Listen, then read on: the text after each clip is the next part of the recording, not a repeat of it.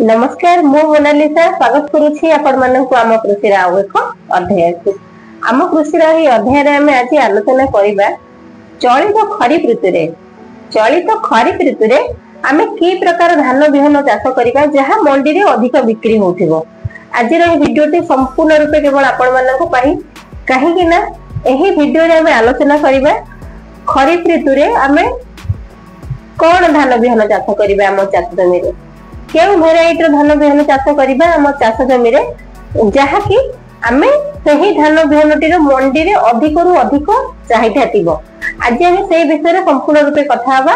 दया करी जदि आपण माने मो चैनल रे नुआ अछन दया करी चैनल को सब्सक्राइब करिवे एवं वीडियोटी को शेष जाए संपूर्ण होबा पर्यंत निश्चय देखिबे काहे कि ना एही वीडियोटी केवल आपण मानक पई। धान चाष आम ओडिसा रो एक प्रधान चाष कहले अत्युक्ति हेबो नै।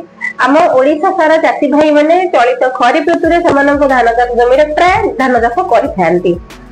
तो आसंतु आज एभली एक बिहन विषय आलोचना करिबा जहां आपनकर गोटे हेक्टर को 50 रु 60 क्विंटल पर्यंत अमल हबो। तो आसंतु डेली न करी से सब बिहन विषय आलोचना करिबा।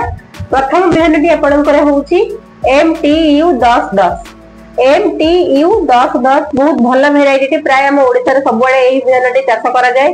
साधारण भाव में देखिया पाई गले 135 रु 140 दिन भीतर आपनकर एही बिहनटी ड्यूरेशन बा अवधि एवं गोटे हेक्टर को आपनकर देखिया पाई गले 50 रु 55 क्विंटल पर्यंत अमल देई परिबे। यदि सठिक भाव में हम रोग पोकर परिचालन करि परिबा सार रो परिचालन करि परिबा कि औषधर रो परिचालन करि परिबा ताहले MTU 1010 निश्चित भाव में आपनकर गोटे हेक्टर को किमा 2.5 एकर को निश्चित भाव में 50 रु 60 क्विंटल आपनकर अमल देई परिबो।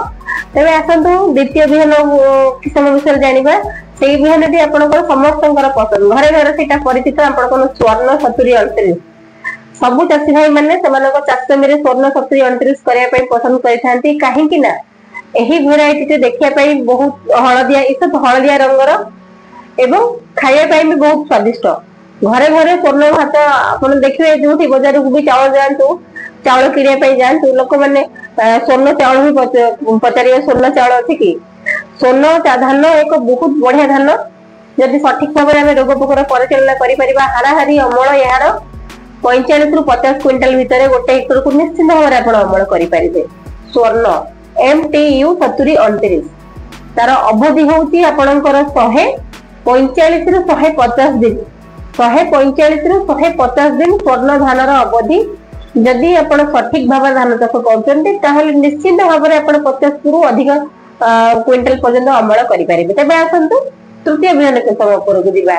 तृतीय बिहन विषय आलोचना करिबा। तृतीय बिहनटी होछि आपनकर ललाट बिहन रो अवधि होछि 130 रु 135 एहार अवधि बा ड्यूरेशन एवं एहार अमल गोटे हेक्टर को आपण देखिया पई गले 50 रु 55 क्विंटल एहार होछि अमल बहुत भल किस्मटी मंडी पई उपयुक्त किस्मटी।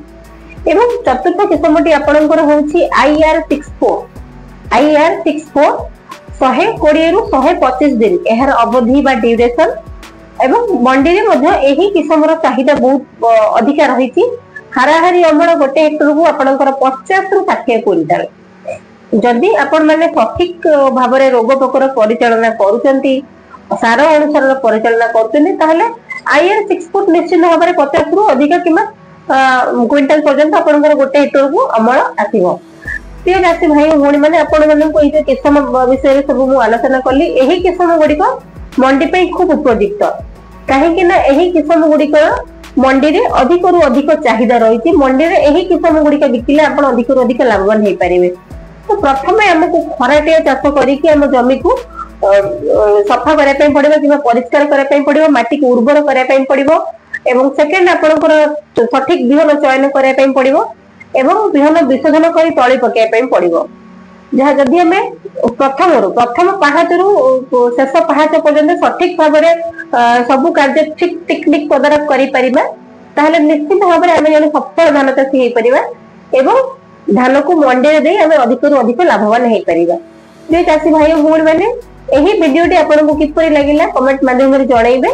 जदि आपण माने मो चैनल रे नुवा अछंती दया करी चैनल को सब्सक्राइब करिवे एवं जेकोसी भेराइटी आपण ए जो भेराइटी मु सब कहले धान चाषर किसम विषय रे निहाती गोटे कि समय आपण चाष में करंतु देखिबे सठिक भाव में करंतु रोग पोकर सठिक परिचालना करंतु सार अनुसार सठिक परिचालना करंतु निश्चित भाव में 50 रु 60 क्विंटल जाय आपण अमल करि परिबे एवं मंडी रे बिकी के लाभवान हेई परिबे।